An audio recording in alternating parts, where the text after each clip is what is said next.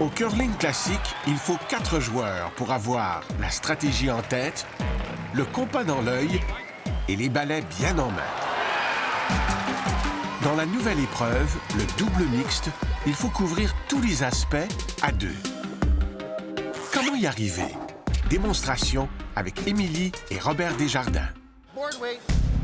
Le curling, à la fois sport de glace et partie d'échecs. La stratégie côtoie l'effort physique. Dans chaque équipe, il faut partager les tâches pour mettre à profit les atouts de chacun. Premier atout, la finesse.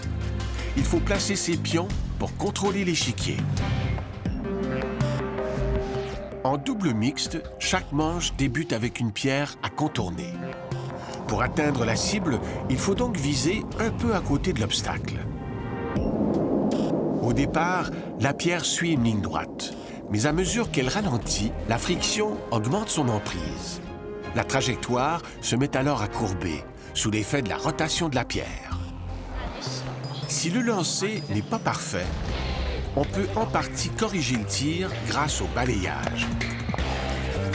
L'objectif, réchauffer la glace pour la rendre plus glissante. Pour être efficace, l'athlète se place au-dessus du balai, transfère un maximum de poids et frotte jusqu'à 5 coups par seconde. Selon le poids de l'athlète, sa force ou sa technique de balayage, la température de la glace peut augmenter d'1,5 à 2 degrés Celsius. En début de trajectoire, on se contente de quelques coups de balai. Mais à l'approche de la cible, les cris s'activent, les balais aussi, car il est plus facile d'évaluer les corrections à apporter. Quand les pierres s'accumulent, le jeu se corse. Lors des 2 derniers lancers, le règlement permet de passer à l'attaque. On augmente alors la puissance des lancers. Pour y arriver, l'athlète mise tout sur sa force. Mais sa masse contribue aussi à amplifier sa glissade vers l'avant. Il peut donner à la pierre jusqu'à 2 fois plus de vitesse. Une énergie dont elle aura bien besoin. La pierre fait près de 20 kilos. Elle est taillée dans un granit très dense. Lors d'un impact, elle transmet presque toute son énergie à l'autre pierre. Si elle en frappe plusieurs, sa force d'impact diminue avec chaque collision.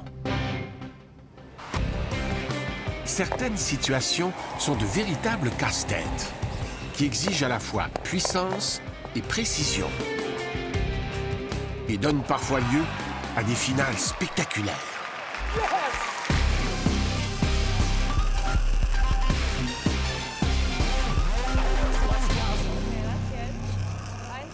I gotta go on this one.